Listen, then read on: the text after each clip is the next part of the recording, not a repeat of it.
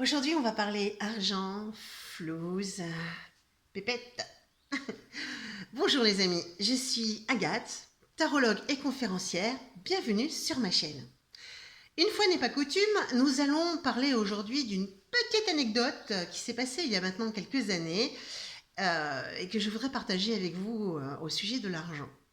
Il y a quelques années, vous le savez, j'étais quelqu'un de normal, j'étais une personne salariée dans le vrai monde et je faisais de la voyance à côté en plus parce que les gens me le demandaient, parce que j'étais gentille, que je voulais faire plaisir.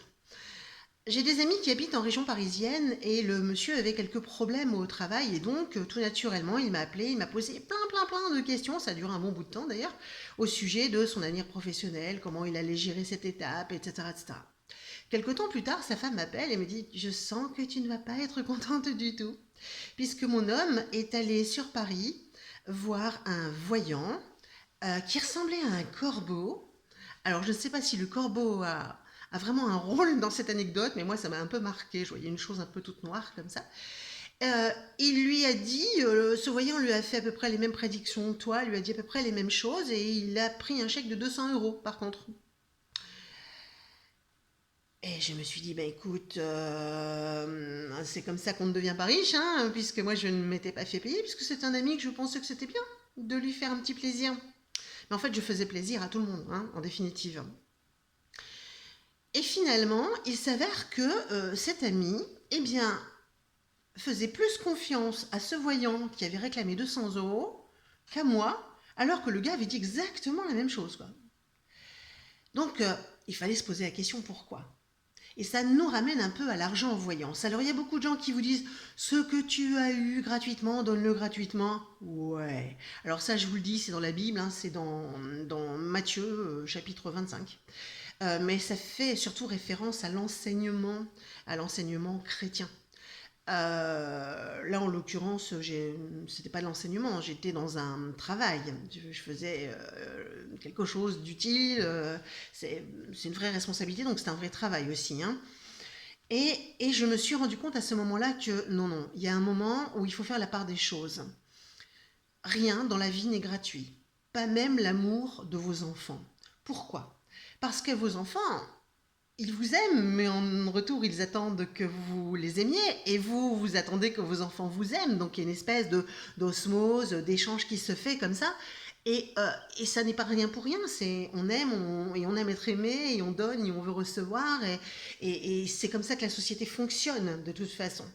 Ensuite, il y a une deuxième question qu'il faut se poser, c'est combien vaut mon problème? Bien, en l'occurrence, pour cet ami, quand c'était avec moi, son problème ne valait rien, puisqu'il ne s'investissait pas et il donnait zéro.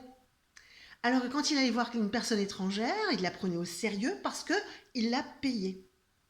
C'est véritablement l'argent qui traduit une énergie d'investissement personnel dans son problème personnel.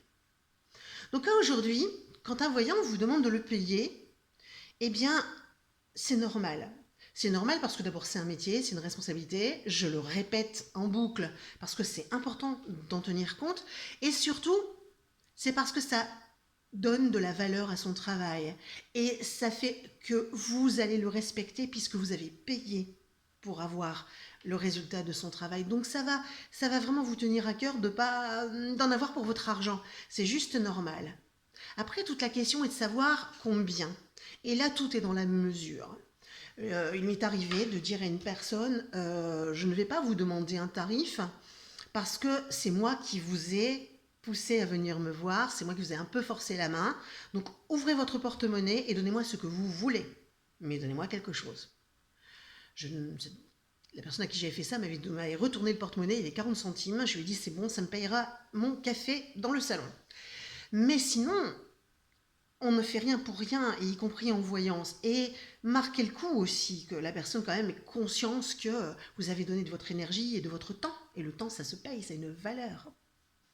La preuve, c'est quand vous travaillez en entreprise, vous êtes bien payé pour travailler 7 ou 8 heures par jour, plus ou moins en fonction d'eux.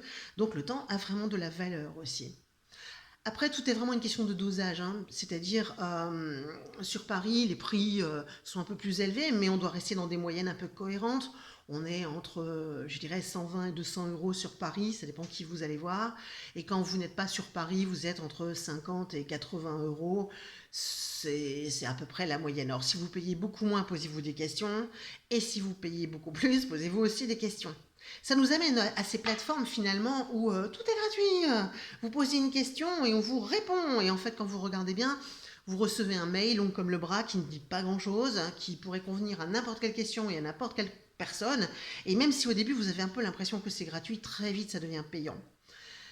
Donc soyez bien attentifs et posez-vous toujours la question de est-ce que je vais voir un voyant parce que c'est une forme de jeu, ça peut être drôle, oh bah tiens il me dit un truc, oh, c'est rigolo, voilà ça c'est juste pas possible, hein.